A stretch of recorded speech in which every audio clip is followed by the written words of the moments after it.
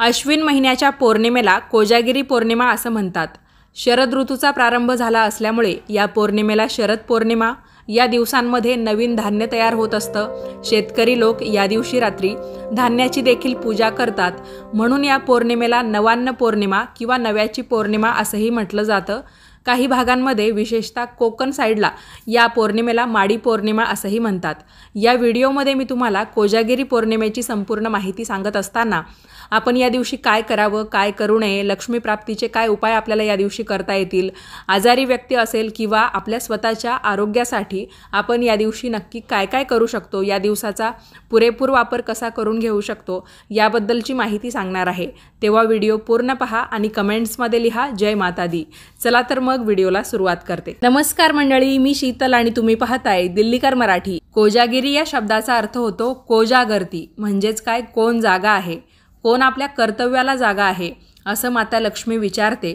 आणि ज्या घरातील मंडळी खरोखर कोजागिरी पौर्णिमेच्या रात्री जागे असतात, माता लक्ष्मीच्या स्वागतासाठी तयार असतात, त्याच्या घरामध्ये माता लक्ष्मी प्रवेश करते, त्याच्या कुटुंबाला भरभरून आशीर्वाद देते आणि त्या घरामध्ये कायमस्वरूपी वास्तव्य करते, ज्याला आपण आपल्या घरामध्ये लक्ष्मी नांदते असं म्हणतो।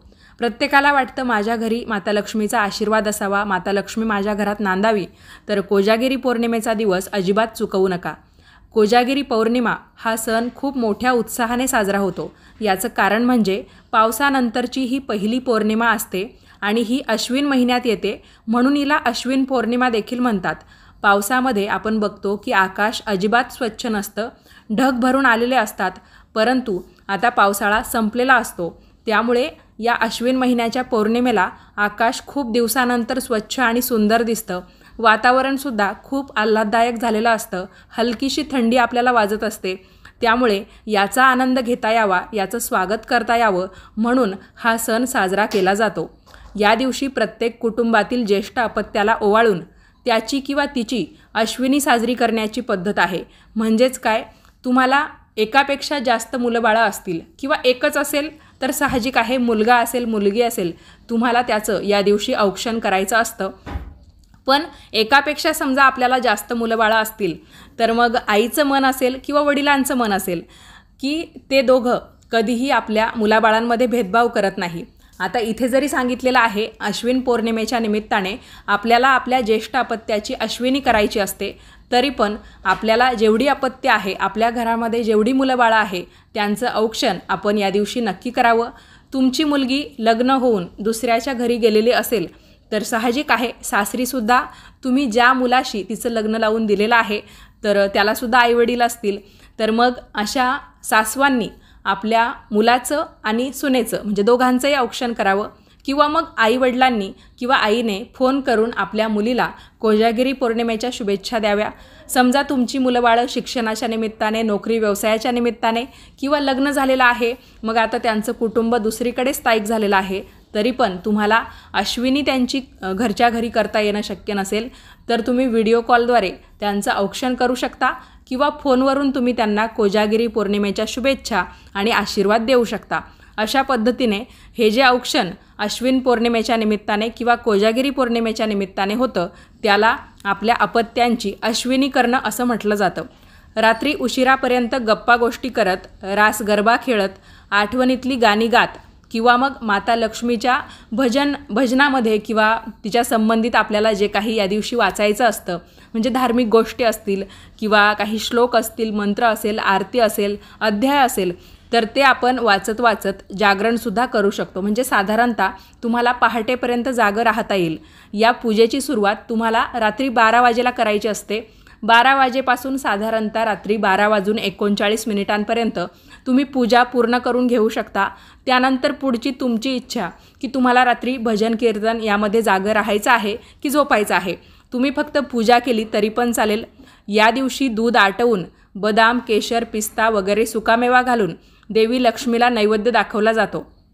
या दिवशी बऱ्याच ठिकाणी म्हणजे ज्यांना ज्यांना शक्य होतं ते काय करतात, बाहेर चूल किंवा मग गॅस ठेवतात, त्याच्यावर दूध आटवायला ठेवतात आणि रात्री जेव्हा 12 वाजतात तेव्हा बरोबर चंद्र आपल्या मधोमध म्हणजे डोक्यावर आलेला असतो आणि एकदा की चंद्र त्या दुधामध्ये दिसला, चंद्राचा प्रकाश किंवा एकदम गोल गरगरीत चंद्र आपल्याला त्या दुधात दिसला की ते दूध आटवणं बंद करायचं आणि त्यानंतर आपण तो प्रसाद देवी लक्ष्मीला किंवा मग ज्या देवी देवतांची मांडणी आपण या दिवशी पूजेमध्ये करतो, जसं की माता लक्ष्मी, कुबेरदेव, चंद्रदेव, इंद्रदेव, त्याचबरोबर गणपती बाप्पा, या सगळ्यांना आपण तो नैवेद्य दाखवायचा. त्यानंतर तो चंद्रप्रकाशामध्ये काही वेळ ठेवायचा, कारण या दिवशी चंद्र संपूर्ण कलांनी युक्त असतो.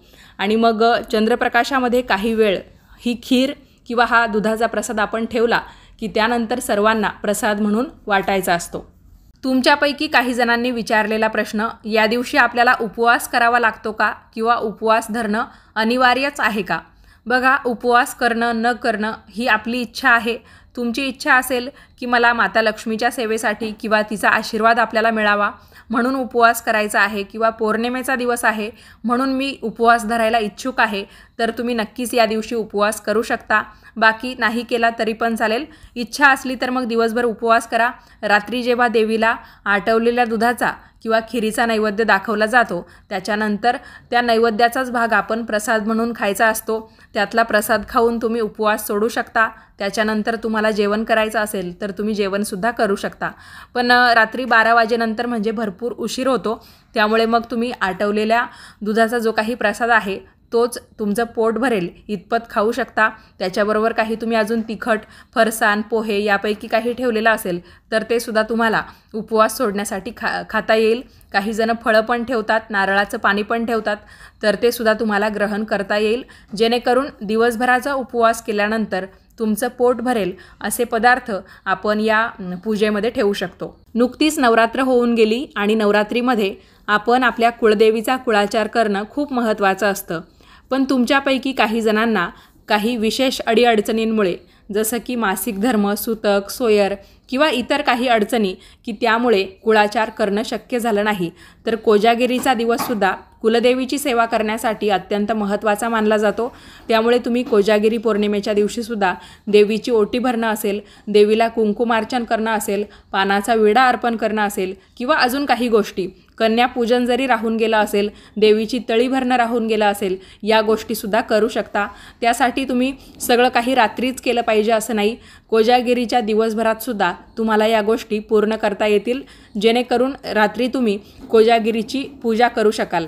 आणि तुमच्यापैकी काही जणांनी विचारलेलं आहे, आम्ही दर पौर्णिमेला सत्यनारायण करतो, मग सत्यनारायण नेमका कधी करायचा? कारण पौर्णिमा रात्री लागणार आहे आणि दुसऱ्या दिवशी म्हणजे गुरुवारीसुद्धा संध्याकाळी म्हणजे 6 वाजेच्या आतच ती संपणार आहे, प्रदोष काळाच्या आतच संपणार आहे. तर जेव्हा तुम्ही ही कोजागिरीची पूजा 12 वाजेला मांडतात, तर त्यातच तुम्ही सत्यनारायणाची पूजा करून घेतली तरी पण चालेल.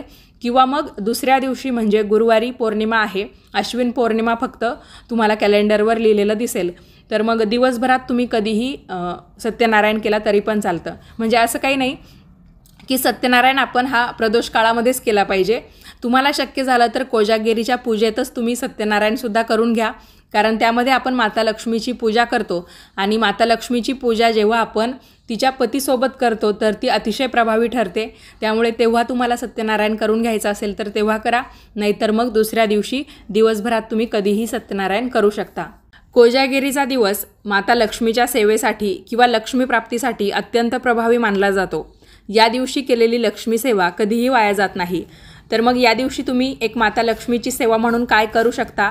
तुमच्याकडे समजा कमळगट्ट्याची माळ असेल किंवा मग स्फटिकाची माळ असेल, तर त्या माळेवर तुम्ही ओम श्रीम श्रीये नमः या मंत्राचा 108 वेळा जप करू शकता. ज्यांच्याकडे जपमाळ नसेल त्यांनी दोन्ही हात जोडून जरी या मंत्राचा जप केला तरी पण चालेल. किंवा मग सर्व मंगल मांगल्ये शिवे सर्वार्थ साधिके शरण्ये त्र्यंबके गौरी नारायणी नमोस्तुते हा मंत्र म्हणालात तरी पण चालेल. अतिशय प्रभावी मंत्र असतो. त्याचबरोबर तुम्हाला गीतेतला 15वा अध्याय या दिवशी वाचता येईल. महालक्ष्मी अष्टक असेल किंवा मग श्रीसूक्त असेल ते सुद्धा तुम्हाला या दिवशी वाचता येईल. यासोबतच माता लक्ष्मीची आरती असेल किंवा माता लक्ष्मीच्या सेवेसंबंधित अजून तुम्हाला काही माहिती असेल, तुमच्याकडे काही नवीन पद्धत असेल, तर त्यानुसार सुद्धा तुम्ही माता लक्ष्मीची सेवा करू शकता. माता लक्ष्मीच्या पूजेमध्ये एक तुपाचं निरांजन लावायला अजिबात विसरू नका. या दिवशी तुम्हाला पौर्णिमेची अत्यंत प्रभावी सेवा म्हणजेच कुंकुमार्चनसुद्धा करता येईल। जेव्हा आपण देवी लक्ष्मीची आणि इतर देवी देवतांची पूजा मांडणी करतो त्यामध्ये देवी लक्ष्मीच्या मूर्तीला स्नान घालतो, तर स्नान घालण्याची एक विशेष पद्धत आहे। त्यामध्येच आपलं कुंकुमार्चन होऊन जातं। एका तांब्यात पाणी घ्यायचं, दुसरीकडे एखाद्या छोट्याशा वाटीत किंवा प्लेटमध्ये चिमूटभर कुंकू घ्यायचं, त्याच्यामध्ये एका कापूरवडीची पावडर टाकायची, थोडंसं पाणी किंवा दूध टाकायचं आणि कापूरवडी कुंकवाची पेस्ट तयार करून घ्यायची। ही पेस्ट तुम्ही त्या तांब्यात ओतायची आणि ते जे कुंकू मिश्रित पाणी असतं आणि कापराचा छानपैकी सुगंध त्या पाण्याला आलेला असतो, तर त्या पाण्याने देवी लक्ष्मीच्या मूर्तीला स्नान घालायचं। देवी लक्ष्मीला स्नान घालताना मंत्र म्हणायचा, श्री महालक्ष्मी कुंकुमार्चयामी प्रचोदयात फट स्वाहा। श्री महालक्ष्मी कुंकुमार्चयामी प्रचोदयात फट स्वाहा। मी एक पौर्णिमेबद्दल सेपरेट व्हिडिओ बनवलेला आहे, त्यामध्ये सुद्धा मी तुम्हाला ही सेवा सांगितलेली आहे, पण तुमच्यापैकी किती जणांनी तो व्हिडिओ पाहिला असेल नसेल, त्यामुळे या व्हिडिओत पुन्हा एकदा आठवण करून देत आहे। तर अशा पद्धतीने आपलं कुंकुमार्चन होऊन जातं आणि त्यानंतर पुन्हा प्रश्न येतो तुमचा की एकदा आपण त्या कुंकू मिश्रित पाण्याने देवीला स्नान घातलं की लगेच देवीला कापडावर स्थापन करायचं का? तर समजा आपण कुंकू खूपच थोड्या प्रमाणात वापरलेलं असतं, तर एवढी काही मूर्ती म्हणजे अशी कुंकवाने माखलेली आहे असं दिसत नाही, तर तुम्ही डायरेक्ट ती पुसून कपड्यावर स्थापन केली, आसनावर स्थापन केली तरी पण चालतं। पण तुमची इच्छा असेल की पुन्हा एकदा आपण पाण्याने देवीला स्नान घालूया आणि कापडाने पुसून मगच स्थापन करूया, तर तसं केलं तरी पण चालेल। कोजागिरीच्या रात्री दीपदान करण्याला विशेष महत्त्व आहे। जसं आपण दिवाळीला विविध प्रकारचे दिवे लावतो, दीपदान करतो, त्याच पद्धतीने देवी लक्ष्मीच्या स्वागतासाठी कोजागिरीला सुद्धा दीपदान करण्याची पद्धत आहे। दीपदान नक्की कुठे कुठे करायचं? एक दिवा आपल्याला आकाशाखाली लावायचा असतो, म्हणजे खास चंद्रदेवांच्या नावाने किंवा संपूर्ण आकाशाच्या नावाने। तर तुम्ही तुमच्या छतावर किंवा अंगणामध्ये कुठेही एक पंती लावू शकता किंवा मग चौमुखी वातीचा दिवा करून लावला तरी पण चालेल। त्याचबरोबर आपलं तुळशी वृंदावन असेल, मुख्य दरवाजा असेल, देवघर असेल किंवा तुमचं परसदार असेल की जिथे आपण आपली छोटीशी बाग वगैरे तयार केलेली असते, झाडं लावलेली असतात किंवा शेतकरी लोकांचे गोठे असतात, तर त्यांनी गोठ्यामध्ये सुद्धा दिवा लावला तरी पण चालेल। आपल्या आसपास कुठे नदी, तलाव किंवा पवित्र काही तीर्थक्षेत्र असेल तर बरेच जण घाटावर सुद्धा दिवे लावायला जातात। तुम्हाला ते शक्य असेल तर तुम्ही तसंही करू शकतात। अश्वत्थ वृक्ष म्हणजे पिंपळाच्या झाडाखाली सुद्धा या दिवशी दिवा लावण्याची पद्धत आहे। तर मग चौमुखी वातीचा शक्य झाला तर चौमुखी वातीचा किंवा मग दुहेरी वातीचा एखादा दिवा किंवा पंतीसुद्धा तुम्ही त्या ठिकाणी लावू शकता। दीपदान आपण भरपूर ठिकाणी करणार आहोत, पण कोणत्याही एका ठिकाणी तुम्ही दिवे लागणीचा मंत्र म्हणायला अजिबात विसरू नका। शुभं करोति कल्याणम आरोग्यम धनसंपदा शत्रुबुद्धी विनाशाय दीपज्योती नमोस्तुते। हा मंत्र म्हटल्यामुळे काय होतं, देवी लक्ष्मीचं आगमन आपल्या घरामध्ये होतं। याशिवाय शत्रुपीडा असेल किंवा आपल्याला काही आधिव्याधी असतील तर त्यासुद्धा निघून जातात। आपल्या संपूर्ण कुटुंबाची रोग, पीडा, आधिव्याधी यापासून सुटका होते। त्यामुळे हा मंत्र म्हणणं खूप आवश्यक आहे। आता सगळ्यात शेवटची गोष्ट की आपण या दिवशी उपाय काय काय करू शकतो? बघा, या दिवशी चंद्राचा प्रकाश आपल्या शरीरावर घेणं खूप आवश्यक असतं। त्यामुळे थोडा वेळ का होईना, म्हणजे जास्तीत जास्त 10 मिनिटं का होईना, चंद्राच्या प्रकाशात अवश्य बसा। चंद्र उगवल्यानंतर तुम्हाला चंद्रदेवांना अर्घ्य द्यायचा आहे, त्यानिमित्ताने सुद्धा तुम्ही तुमच्या अंगावर चंद्राचा प्रकाश तर नक्की घ्याल। ज्या महिला प्रेग्नेंट असतील, गरोदर असतील, त्यांनासुद्धा पूजा करायला काहीच अडचण नाही, त्यासुद्धा चंद्रदेवांना अर्घ्य देऊ शकतात। पण तुमच्या पोटामध्ये जे काही बाळ आहे ते तेजस्वी व्हावं, ते सर्वगुण संपन्न असावं, या कारणासाठी सुद्धा तुमच्या पोटावर सुद्धा चंद्रप्रकाश आला पाहिजे। अशा पद्धतीने तुम्ही 10-15 मिनिटं चंद्रप्रकाशामध्ये अवश्य बसा।